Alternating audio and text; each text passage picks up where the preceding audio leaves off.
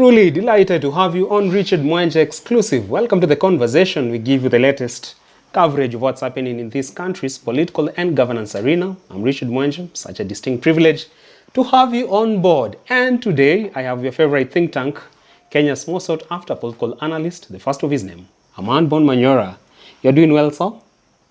Christmas is looming by. What is in the store for us? No, that is to be enjoyed by those who want to enjoy. That's all. You have the money, you have the name. Yeah. So what is it? So what do I do because I have money? Which money do I have? Bash kidogo hapa pale for our fans who want to come to the studio and watch us do this live. That we can do anytime. Anytime. They're invited? Even tomorrow.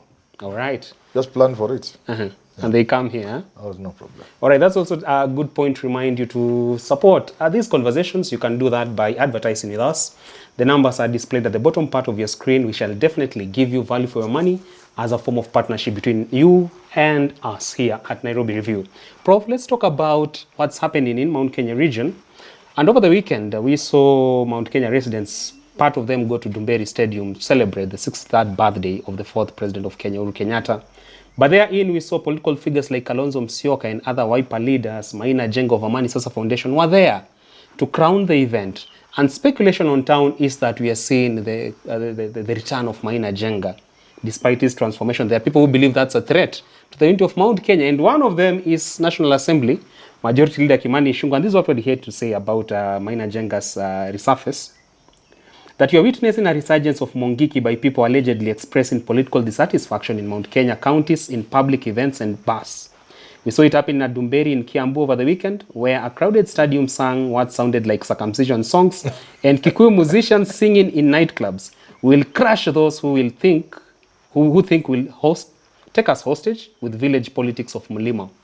Now it seems the enemy is Maina Jenga and also those who are now coming to call for Mount Kenya unity. Yeah, sure. Let me say one thing. A lot was associated with the Mungiki. And perhaps many bad things happened. So I'm not supporting any of those bad things. But I want to echo sentiments by Mother Karua. That a lot of young people were killed in the name of killing Mungiki. They were? Yeah.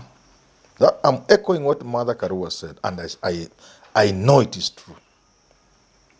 The crackdown on the so-called Mungiki, mothers lost innocent children.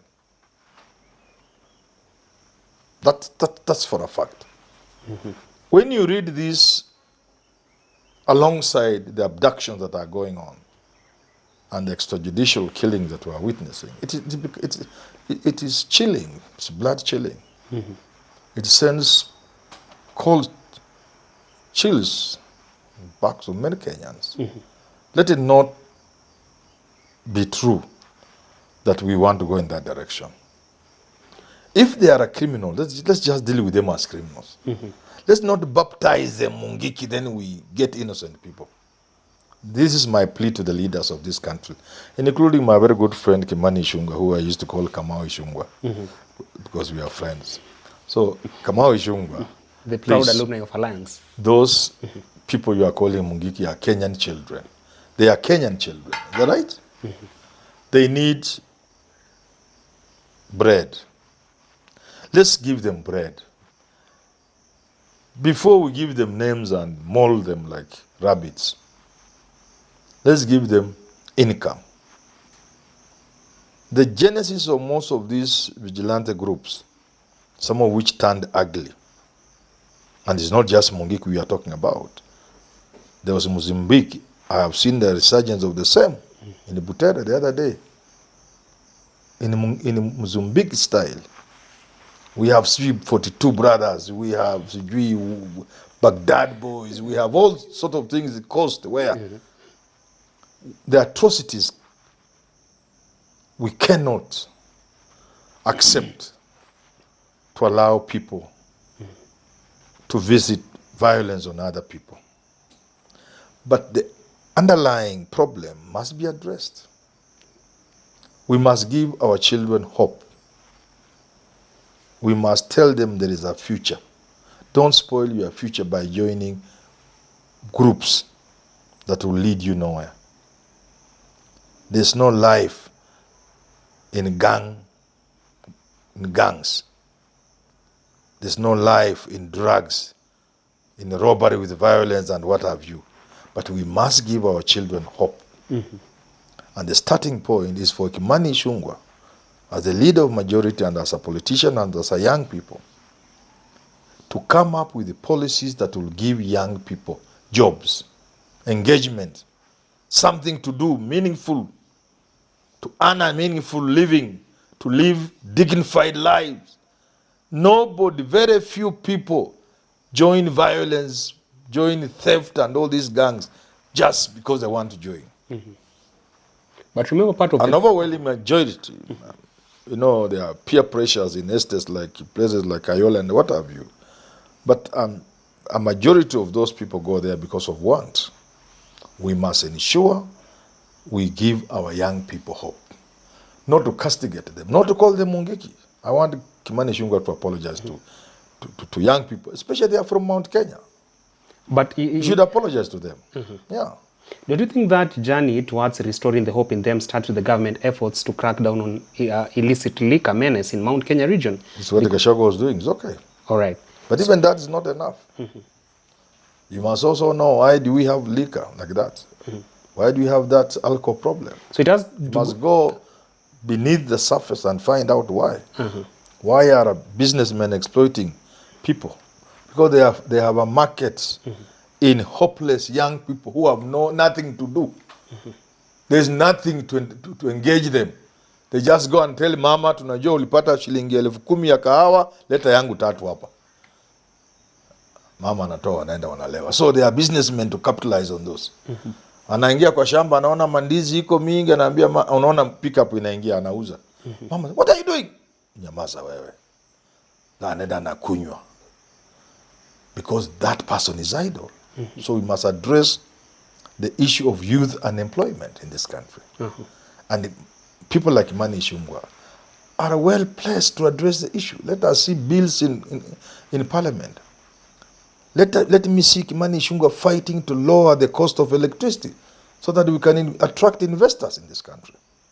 Let me see him fighting against all this amount of taxes that are coming up. Today we are being told even mobile, they will be chasing you to shilingi kidogo kwa simu, ukipeka taka wanakata kidogo. He should be saying no. Let's support people instead of discouraging them. That's what I want to hear from Kimani Ichung'wah and his colleagues in parliament. I want to hear a bill sponsored by somebody in parliament saying this category of products will not enter Kenya. They will have to be produced here. Hii takataka hutatoa China uleta Kenya. I want to hear Kimani Ichung'wah and his people putting a bill in parliament to say no foreigner will be given contract in this country, a tender worth less than 2 billion. Wacha wajenge barabara kubwa. Mega project. Lakini vitu hata ya kijiji, that's what we want to hear from them. Not the blanket condemnation. Not calling our children Mungiki. No. No. Because you call them Mungiki, next time you are killing them. So for this youth who went to Dumeri Stadium to celebrate Uhuru Kenyatta's 63rd birthday, do you think this blanket condemnation from people like Kimani Ichung'wah was an attempt to intimidate those unity efforts, especially at a time whereby Rigathi Gachagua is now... If you know English and you have used the word intimidate, it shows those numbers have intimidated Ichung'wah. Have they? Yeah. He's not intimidating them. He's intimidated. All right. Yeah. But then again, Prof, I'm curious to understand. When President Uhuru Kenyatta made resurfaced in public spaces last week when he was doing his diplomatic duties in Africa, we saw so much discomfort, especially from the ruling political class. Why is Uhuru Kenyatta's resurface still a jitter in the flesh of many to this day? And he's in retirement. You know, Uhuru Kenyatta is not a man you can wish away in Kenyan politics. Even when he doesn't comment on the current status? He carries a Kenyatta name. That name is magic. And people sometimes say, "Hey, Manyora, what?" I'm telling you, the Kenyatta name is magic. Do you think the biggest fear from, say, Ruto allied politician is Uhuru Kenyatta speaking or commenting on Gachagua's impeachment? Because if today Uhuru Kenyatta pronounced himself on this impeachment, it will change the tides in a way? My friend, it will be bad. And that's why I respect Uhuru Kenyatta. He has power which he rarely uses. Other politicians, ukisumbua Raila anaingia hapa kamkunji kibera. Inji na waka moto. Watu watawasha baadaye, lakini watu wanatatameka. Uhuru doesn't do that. I respect him for that. Because if Uhuru today not even called a meeting, if it was a meeting, kama hiyo Ndumberi aingie, ama aende Githurai kwa mkutano, ama Kikomba, hii Nairobi ikawezi kalika. With this impeachment going on, yes, kalika. But he's a very, very well calculating and mannered politician. Self-respecting, and he knows the danger. He knows the power he has. He doesn't use it. On the same event to celebrate his birthday, we saw Wiper leader Kalonzo Musyoka with other widely affiliated members of parliament and senators. They were there trying to endear themselves further into Mount Kenya, and flanking them there was Jeremiah Kioni, Jubilee Secretary General. Do you think for Kalonzo Musyoka his biggest asset will be to have the Mount Kenya parties by his side, and especially the support of Uhuru Kenyatta by extension through Jubilee Party? If Mount Kenya are not offering a presidential candidate, anybody who works with them will be the biggest beneficiary. Certainly they will be number one in the next election. How they fare in the runoff will be another issue. But they will be number one. Anybody who works with Mount Kenya. If Kalonzo works with Mount Kenya, he'll be number one on the ballot. As things number one in the results of the election. But then again, Prof, looking at the today's political architecture, how it is, the lay of the land as of now, do you think Mount Kenya is looking towards Kalonzo's candidature in 2027 presidential bid? I cannot tell. That looks most likely. What I know is not necessarily Kalonzo. They are looking for somebody to teach Ruto a lesson. And that's why I keep saying, if Raila differed with Ruto tomorrow, he'll find Mount Kenya a more than willing ally. The first thing on the card is to impeach Ruto. It could happen? Yeah, of course. It may not succeed. The numbers could be a little challenging. But I thought they could not impeach Gachagua. I said many times. But the numbers were manufactured. I never thought so. This is politics. I never thought these guys would get the numbers to impeach Gachagua. I was 100% sure. But they got the numbers. So as I see now, even if ODM were to team up with Mount Kenya, they don't have the numbers to impeach Ruto. But again, I could be proved wrong, the way I've been proved wrong with Gachagua's impeachment. Yeah, but what I'm saying is, Mount Kenya will be more than glad to welcome Raila with open, because of all the mentioned candidates, Kalonzo included, it is Raila who will guarantee them a sure win against Ruto. He'll be the matchmaker? Yeah. And if they were number two, if they were running mate, given Raila's advanced years, they will be sure to come back to power sooner than through another route, through Matiang'i, for example. Ambaye atagonga zake 10. Raila will be a more or less a one-term president. A Mandela sort of. 5 years and you go home, play with your grandchildren and great-grandchildren. All right. So Mount Kenya will be more than happy to embrace Raila if he wanted. Okay, I see. Lastly, Prof, in the interest of time, despite Gachagua trying to handle his impeachment issue as he awaits for the final ruling in the next few days, most likely, we're still seeing him release dossiers of the rot in the government of the day in his public rallies in Mount Kenya of late. He's lifting the can of one on the president's pledge that has not been met this far, what he thinks are false promises, and he's literally unpacking the dirt in Kenya Kwanza government. Do you think this is something you will encourage him to do, or he should at least maintain some silence until the impeachment issue comes to an end? My position is clear. After a divorce, don't mention things that took place in the bedroom. Go your way. Live single or remarry. And the divorce is already on the table. Kama divorce imepatikana, usianze kutuambia vile mlikuwa mnaishi, huyu alikuwa hivi jikoni hajui kupika, bedroom. No, don't tell us that. So for now, he should cry less, leave it to the courts. But nobody. And in any case, people don't believe those things. The sympathy Even card. Ruto with his nice papa. When he tried to vilify Uhuru, that people didn't believe him. That one he didn't sell. It can't sell. The sympathy card. No, sympathy will sell. But for Ruto to say that all the bad things, corruption was Uhuru, it could not sell.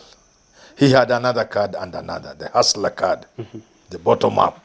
That one sold. But this one of, blame games and all. Me, I was deputy, I don't know what Uhuru was doing, that didn't sell. And I would advise Gachagua. I don't think that, nobody will believe that nonsense. Nobody. Well, all right, there you have it. That point takes us to the wrap of today's conversation, discussing a raft of issues in the world of politics and governance. What's happening in Mount Kenya region, what's happening nationally when it comes to the political arena. You've got your thoughts that you wanted to hear from Herman Manyora. We wait to see you on our next edition. I'm at Mwenje Richard on X and on TikTok as well. Get Professor Manyora at H Manyora on X as well. Let's engage. Let's roll out more conversations that you feel are going to help in nation building. So do engage us. Until then, enjoy the rest of your viewing.